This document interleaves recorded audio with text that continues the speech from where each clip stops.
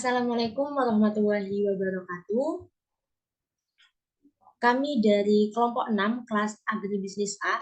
Pada kesempatan kali ini kami akan membahas hasil review jurnal yang berjudul Analisis Kelayakan Finansial Pengembangan Usaha Tani Labu Madu di Kabupaten Pandeglang, Provinsi Banten. Sebelum memasuki pemaparan materi, alangkah baiknya jika perkenalan terlebih dahulu.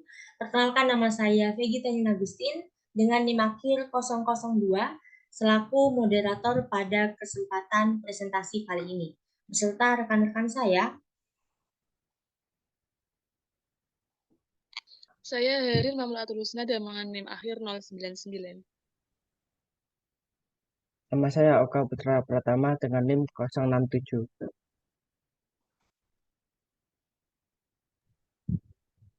Saya Hanizah Kingkin Rahmania dengan NIM akhir 116. Baik, selanjutnya langsung ke pemaparan materi pertama yang akan dijelaskan oleh Saudara Oka. Kepada yang bertugas, saya persilahkan. Baik, terima kasih atas waktunya. Jadi untuk jurnal yang kami review berjudul Analisis Kelayakan Finansial Pengembangan Usaha Tani Labu Madu di Kabupaten Pandeglang, Provinsi Banten. Yang termasuk ke dalam jurnal Agribisnis Indonesia atau Journal of Indonesian Agribisnis. Yang ditulis oleh Khairul Saleh pada tahun 2020 dengan volume 8 nomor 2. Next.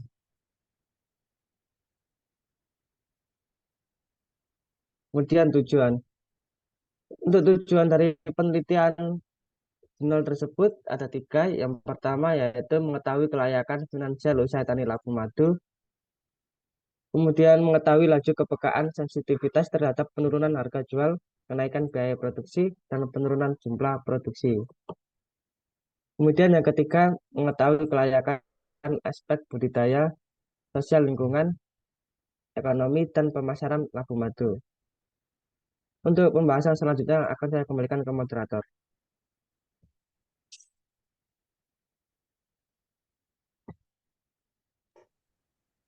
Baik, terima kasih. Untuk pemaparan materi selanjutnya akan dijelaskan oleh saya sendiri. Jadi untuk pendahuluan atau latar belakang penulis melakukan penelitian jurnal ini yakni berdasarkan data BPS Pandeglang pada tahun 2017, sektor pertanian terutama subsektor hortikultura menyumbang PDRB berada pada urutan kedua setelah sektor kehutanan. Kemudian menempati urutan terbesar ketiga di Provinsi Banten pada tahun 2016. Data ini diambil pada data BPS Provinsi Banten pada tahun 2017. Nah, dari data-data tersebut mengindikasikan bahwa komoditas hortikultura sendiri, khususnya labu madu, di Kabupaten Pandeglang mempunyai prospek yang sangat luas dan lebih baik untuk dikembangkan di masa yang akan datang. Menurut penelitian Saleh pada tahun 2020, jumlah permintaan akan labu madu setiap tahunnya itu mengalami peningkatan. Nah, selain sebagai kegiatan usaha tani, tanaman labu ini juga dijadikan sebagai salah satu objek agrowisata pertanian labu madu yang aktivitasnya cukup berkembang, salah satunya di Kabupaten Pandeglang sendiri. Selain memiliki nilai ekonomis yang tinggi, labu madu ini juga memiliki kandungan gizi yang baik. Secara teknis, budidaya labu madu sendiri itu tidak berbeda dengan tanaman lainnya. Akan tetapi, dalam budidaya labu madu sendiri itu dibutuhkan investasi kelayakan yang lebih tinggi dibandingkan komoditas yang lainnya, terutama pada biaya variabelnya. Nah, sehingga diperlukan suatu analisis kelayakan finansial pada usaha tani labu madu di Pandeglang.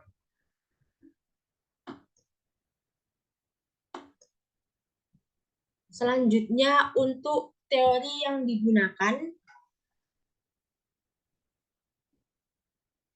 pada jurnal ini penulis menggunakan teori dari Kusuma dan kawan-kawan pada tahun 2012.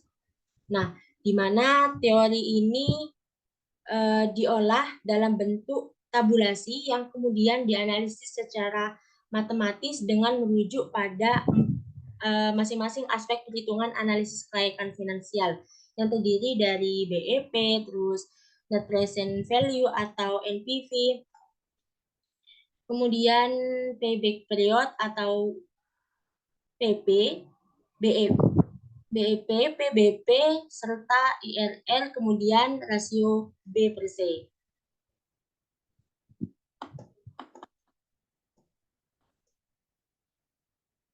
Untuk selanjutnya, metode yang digunakan. Metode yang digunakan pada penelitian kali ini, penulis menggunakan metode survei random sampling dengan lokasi penelitian itu ditentukan secara sengaja.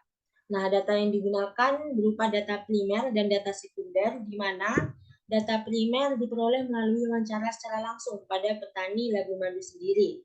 Kemudian untuk data sekundernya itu diperoleh dari studi literatur, dari laporan-laporan terdahulu, kemudian dianalisis secara kuantitatif dan deskriptif kualitatif.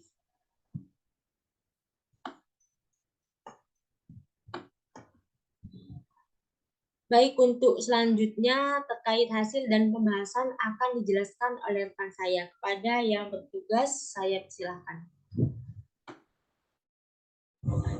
Oke, selanjutnya yaitu mengenai hasil dan pembahasan. Yang pertama yaitu karakteristik responden yang ada pada penelitian jurnal. Yang pertama yaitu usia dari para petani yaitu 20 sampai 55 tahun dengan rata-rata 45,5 tahun. Dengan pendidikan yang sarjana itu ada 3, yang SMA ada 21, yang SMP itu ada 4 orang, dan yang SD itu ada 2 orang. Jadi total keseluruhan responden itu berjumlah 30 orang. Dengan yang yaitu luas lahannya itu 0,1 hingga 0,5 hektar dengan rata-rata 0,6 hektar. Produksi yang dihasilkan yaitu 3 hingga 4,5 kilo per batang dengan harga jualnya itu 12.000 per kilo. Sehingga penerimaan rata-rata petani per musim tanam itu sebesar 19.807.000 rupiah. Bisa di next.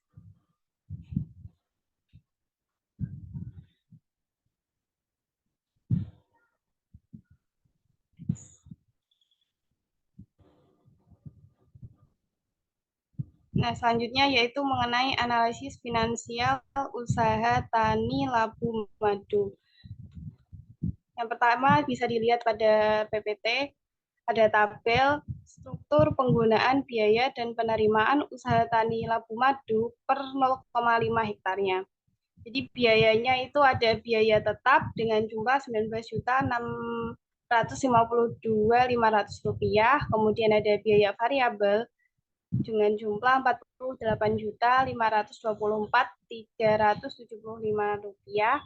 Kemudian ada depresiasi dengan jumlah 4.900.1.250 rupiah. Dan yang terakhir itu ada penerimaan dengan jumlah 99.384.504 rupiah. Nah, jadi kelayakan finansial ini dinilai dari yang pertama yaitu net benefit cost, kemudian ada gross benefit cost, yang ketiga itu ada payback period, yang keempat itu net present value, dan yang terakhir itu internal rate of return. Nah, dari tabel 2 sebelah kanan itu berdasarkan perhitungan dari penulis, keseluruhan kriteria analisis finansial dari usaha tani labu madu ini layak. Bisa di next. Nah, selanjutnya yaitu mengenai analisis sensitivitas. Jadi analisis sensitivitas pada budidaya labu madu ini menggunakan 3 skenario. Yang pertama yaitu penurunan produksi sebesar 10% yang bisa diakibatkan karena serangan hama dan penyakit. Kemudian ada penurunan harga 12,5% yang disebabkan karena turunnya permintaan atau karena masyarakat itu kurang mengetahui mengetahui labu madu ini. Dan yang terakhir itu tentang kenaikan biaya operasional sebesar 6,5%. Nah, pada tabel 3 dan tabel 4 serta tabel 5 itu menunjukkan bahwa keseluruhan 3 skenario tersebut itu sensitif. Bisa di next.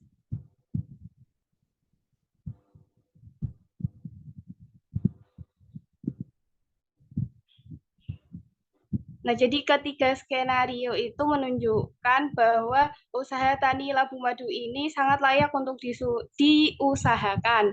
Karena selain memberikan nilai keuntungan yang tinggi, usaha tani labu madu ini tidak rentan terhadap perubahan baik harga, biaya, maupun produksinya. Nah, daerah usaha labu madu ini yang diteliti oleh penulis, ini itu di Kecamatan Cipencang dan Cimanuk yang ada di Kabupaten Pandeglang, Banten. Nah, kedua daerah tersebut itu sudah memenuhi kriteria syarat tumbuh dari labu madu seperti suhu dan iklim wilayah setempat itu 20 hingga 300 Celcius dengan curah hujan 1000 hingga 2000 mm per tahun dan memiliki pH tanah yang netral dan tanahnya itu sedikit berpasir dengan ketinggian tanah itu di bawah 500 meter di atas permukaan laut. Nah, dalam usaha tani labu madu ini tuh tidak diperlukan perawatan khusus. Jadi para petani itu sudah menggunakan pupuk dan dosis-dosis obat-obatan yang mudah ditemukan di kios-kios pertanian karena kebanyakan petani yang diteliti itu mereka tuh telah bergabung di kelompok tani sehingga tidak kesulitan membeli pupuk untuk perawatan usaha tani labu madu. Dari saya cukup, saya kembalikan ke moderator. Baik, terima kasih. Untuk pembahasan materi selanjutnya, saya serahkan kepada yang bertugas. Kepada yang bertugas, saya persilahkan. Baik, terima kasih atas waktunya. Untuk selanjutnya itu kelayakan ekonomi. Bisa di slide. Oke, kelayakan ekonomi. Jadi secara ekonomi dan setelah diteliti secara finansial, budidaya labu madu ini sangat potensial. Kenapa? Karena secara ekonomi itu bisa menyumbang lapangan pekerjaan yang cukup banyak. Namun, di balik kemudahan tersebut, ada beberapa kendala yang dialami oleh petani. Yang pertama itu kesusahan modal, dan juga sarana prasarana yang kurang tertunjang. Jadi, kendala ini tuh sebenarnya sangat umum, karena belum tentu dari semua petani ini tuh mempunyai pekerjaan yang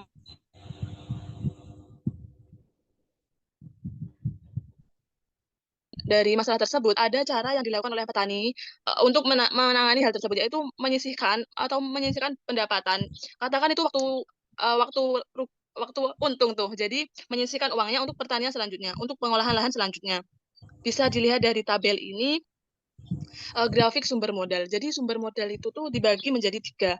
Yang pertama itu modal sendiri. Jadi yang modal sendiri itu biasanya yang mempunyai pekerjaan tetap, entah itu PNS ataupun karyawan. Terus yang selanjutnya itu pinjaman kelompok, yang ketiga pinjaman pihak lain. Jadi hampir 50% dari petani itu mempunyai modal dari dirinya sendiri tanpa meminjam dari koperasi ataupun dari pinjaman keluarga. Yang selanjutnya itu 35% dari pinjaman kelompok dan 15% pinjaman pihak lain. Jadi pinjaman pihak lain ini bisa dari hutang kepada saudara atau itu bisa dikatakan pinjaman lain. Next. Kelayakan sosial dan lingkungan. Kelayakan sosial. Jadi usaha tani Labu Madu mendatangkan lapangan pekerjaan mulai dari buruh tani, pedagang, dan juga agrowisata. Pada dua wilayah agrowisata ini tuh untuk keamanan atau kita kan Labu Madu ya, ada kemungkinan tuh dicuri oleh orang lain. Cuma sejauh ini tuh dari dua agrowisata yang dikembangkan itu masih tidak terjadi hal negatif tersebut. Jadi untuk keamanan wilayah itu bisa dikatakan baik. Kalaupun ada yang sampai mencuri itu hanya untuk kebutuhan sendiri, jadi tidak mendatangkan kerugian bagi si pemilik agrowisata. Yang kedua itu kelayakan lingkungan. Jadi itu setiap industri pertanian juga kan bisa menghasilkan limbah tuh. Nah, untuk pertanian Labu Madu ini tidak menghasilkan limbah, cuma limbahnya itu diolah lagi menjadi seperti yang dijelaskan PPT menjadi pupuk organik seperti itu. Dan ini juga ada tabel tentang pengaruh kenaikan. Jadi gini, jika di kelayakan sosial ya, kelayakan sosial itu kan berhubungan dengan pendapatan. Nah, pendapatannya petani itu biasanya kan tidak hanya digunakan untuk kebutuhan pertanian saja. Jadi kayak kebutuhan pokok itu kan juga mengurangi alokasi dana yang diberikan, yang harus dialokasikan ke pertanian. Jadi itu kebagi antara ke pertanian sama kebutuhan pribadi, kebutuhan pokok tersebut. Nah, hampir 65% responden itu mengatakan kenaikan bahan pokok itu mempengaruhi jumlah modal yang yang dialokasikan ke pertanian. Jadi seperti yang disebutkan di atas tadi, terkadang petani itu walaupun sudah menyisihkan penghasilan dari pertaniannya, tapi tetap masih kurang gitu. Yang 35% mengatakan tidak berpengaruh. Jadi 35% orang ini itu biasanya sudah ya seperti tadi sudah memiliki pendapatan tetap, terus bergabung dengan kelompok tani seperti itu. Next. Ya, jadi selanjutnya saluran pemasaran. Jadi itu kita kalau mempunyai hasil pertanian kan harus disalurkan tuh. Nah, untuk petani Labu Madu ini memiliki dua saluran besar. Dua saluran pemasaran yang besar. Saluran pertama dari petani itu 100% kan gini, petani itu perseorangan tuh. Jadi hasil pertaniannya tuh dikasihkan 100% kepada pengepul besar. Jadi mereka tuh tidak memasarkan sendiri loh. Jadi panen tuh habis dari lahan pertanian langsung disetor ke pengepul besar. Nah, pengepul besar ini akan membagi menjadi dua saluran pemasaran. Yang 70% itu disalurkan ke toko buah, pedagang pengecer seperti itu. Yang 30%-nya ke pedagang pengecer. Seperti itu. Nah, dari kedua distribusi besar ini langsung terdistribusi kepada konsumen. Oke, cukup. Saya kembalikan ke moderator. Baik, terima kasih.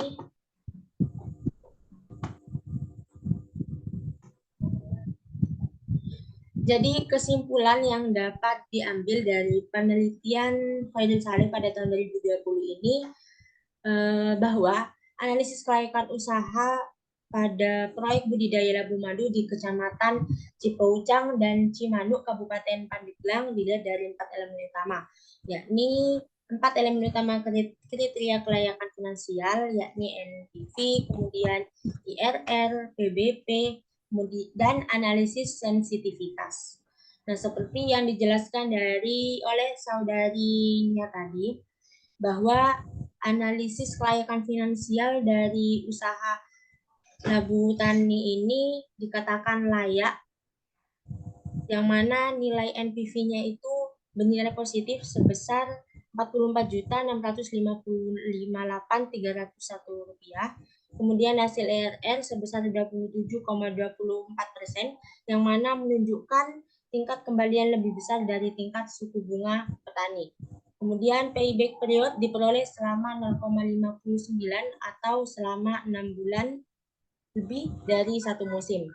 Untuk hasil analisis sensitivitasnya sendiri itu menunjukkan bahwa penurunan produksi sebesar 10% lebih peka atau sensitif jika dibandingkan dengan penurunan harga jual dan kenaikan biaya produksi dalam usaha tani Labu Madu. Kemudian untuk aspek ekonomi lingkungan, sosial, dan pemasaran labu madu di Kecamatan Cipucang dan Cimanuk sendiri masih terbuka untuk dikembangkan secara lebih lanjut di masa yang akan datang. Baik, sekian, terima kasih. Itu saja yang dapat kelompok kami berikan. Kurang lebihnya kami kelompok 6, mohon maaf yang sebesar-besarnya.